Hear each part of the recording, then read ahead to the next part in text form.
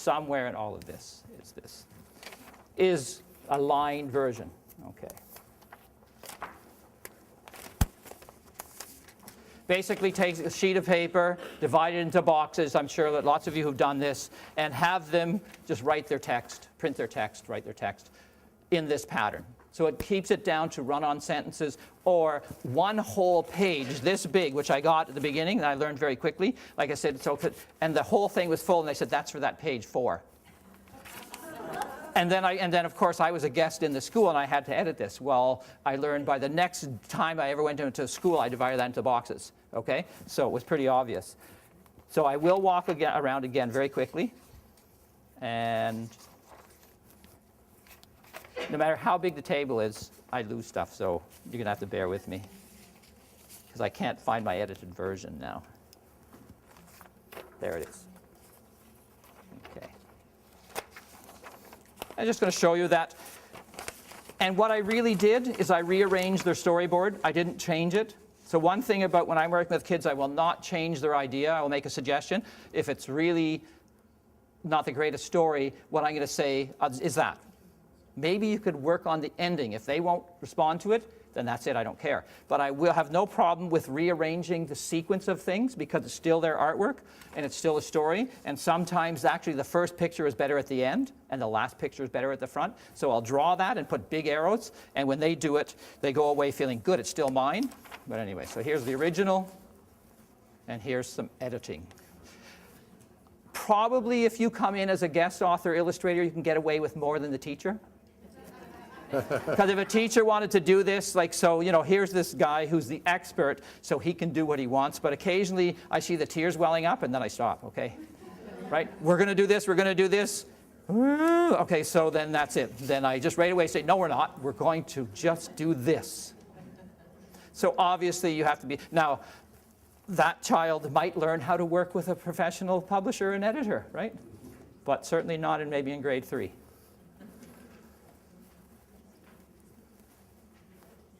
So yeah, this one had a lot of editing. So and the child did very well, and the book came out. The book was published. So there's the original, and there's some of the editorial suggestions.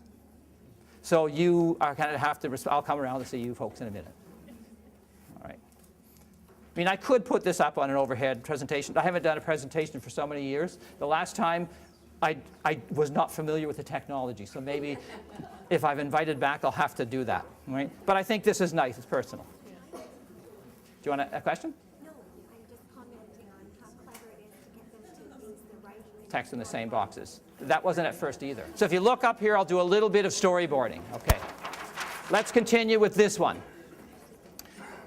Theoretically, filmmakers, animators, cartoonists, illustrators, if they're well educated or learn this through the process of doing artwork, will realize there's sort of theoretical 7 points of view, okay? And with those 7 points of view, they make all the films and everything, right? Okay, so in this case, this is horizontal. And most kids are going to draw everything in horizontal. So say I have a rat, a duck, and they're running along, and they're going to a party, okay, little tail, and I have a frog, okay? So there they are, very simple. And quite honestly, really, anybody can do this. So we have balloons, we have a gift, and we have a cake, okay? So there they are. They're running along, and the words go there. So when I draw this for the kids, I say that. That's your, right? There's your story, there's the words, and this is grass, okay? Or whatever it is, okay? Horizontal point of view. If you don't talk to a kid, they'll draw the whole story like that. Only they'll be this small, okay? Right? So they won't even be mid-size, they'll be that tiny. So hopefully, now the other thing about this is an advertising, okay? Pembroke has produced this book many years ago, and it has all of these points of view really big, and you can laminate this book. So it's a great book. Okay, and I said, Mary, bring it because I'll show it. So it's a great book. And Judy loves that book. Anyway. So the second point of view, I draw the ground, but the difference with this is I put a dot way over here, and a dot here, and a dot there, and I connect them, and I now have a path going this way. Because in English we read from left to right, generally speaking, action goes from left to right, but it doesn't always. Okay? But you'll notice that the majority of books go from left to right. Obviously, Hebrew, Chinese, Japanese, they can go the other way, right? So my students will flip books on me and I go, no, the other side. Okay, so anyway, with this point of view, you know one character's small, one character's in the middle, and the other character's big. Now you might notice that that also lines up their heads, which gives you a feeling of perspective. So this is a very simple perspective lesson without using the word, okay? This is foreground, midground, background, okay? So foreground, midground, and background. Now in this case, I mean, I could do, so what have I got? I got the rat character, and I can draw really fast, but of course it's a big, huge. So he's carrying the balloons. There he is smiling, okay? Some whiskers, some big teeth. I'm not going to draw the other characters, going to get a time. And we still have space for the words. So it's always essential with these layouts that I'm drawing, there's always space for the text. And the kids, when they're planning this, don't write the words, they just do that. They draw 3 or 4 lines, so they're designing a book as they're planning a story and using a storyboard, right? Now, so that foreground, midground, background is going away. Now, going away is a different kind of emotional feeling than coming towards. So you also use foreground, midground, background, coming towards the viewer. And how you do that, you put the dot over here, and the dot here, and the dot there, and you have the path coming towards the viewer, going from left to right. Anybody can do this, so you can draw in perspective now, okay? It's just a bunch. Use curved lines because it's more elegant than straight. If it's a sidewalk, even a sidewalk, if there's a curve with a little grate right down there, right, it doesn't matter. And then you can put the paint, but curved is a nicer line, okay? So in this case, big, middle, small, okay? Space for the text, more text if they need it. Now, the first character was the frog, so this has to be the same character, okay? And this is who's looking up ahead. He's got some big teeth. He's got a bow tie. Okay, he's running along. He's carrying the cake. Okay, so there he is. And then we have the duck. We have the rat. Okay, so, okay, running along with the cake. Now, obviously, they're coming towards you. You see that maybe if I put hearts in his eyes, that means something, okay? It's Valentine's, okay. I'll turn into a Valentine story. What the point I'm trying to make is when you have this view, it's all back view, them running away from you, and maybe they're running to this house. So it sets up some kind of event. There's a party. There's something going on. In this case, you get a feeling of this main character more, what's going on in their head, right? They got the cake, they're running, and it's even a heart-shaped cake, okay? So if I was editing the child's story, I'd say that, and they'd say, oh, it's a Valentine's story. Well, put hearts in the eyes and maybe a heart-shaped cake. What a good idea. Okay. So this is foreground, midground, and background, and this is coming towards. Okay. Bird's eye views are not easy in any event, okay? If you want the action to go fast, you draw a straight pathway. If you want to slow down the action in a bird's eye view, you have the path meandering, or whatever you're using, because that's slower motion. Again, this is just straight ahead visual stuff. But in this case, so I will do one character from a bird's eye view, what I show the kids. I start with the body, okay? Then the frog's harder. I'm going to start over here. The rat's easier. I start with the body. I do the head. I have oval eyes, because eyes are oval looking down. I have the ears, which become sort of oval-like. I have the nose sticking out. I have a few whiskers. I have this arm going back. Therefore, the opposite leg with the running shoe has to come forward.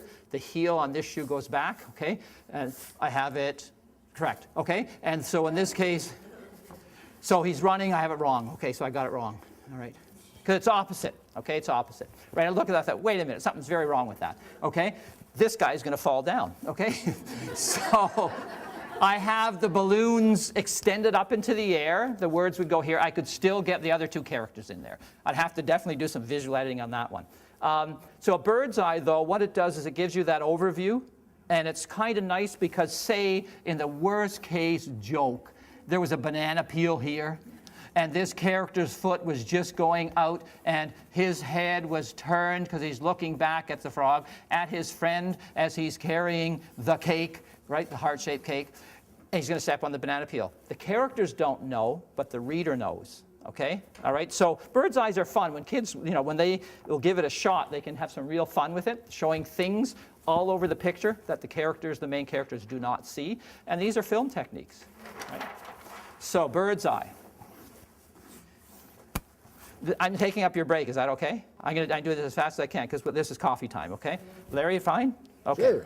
Okay, so this is an ant's eye view. Now an ant's eye view, really it depends. So if you go and lie down on a sidewalk, you don't see any central vanishing point. You're down so low, you just see two squares or tiles. And so again, if you were that close, this little ant moseying along, what is that ant going to see?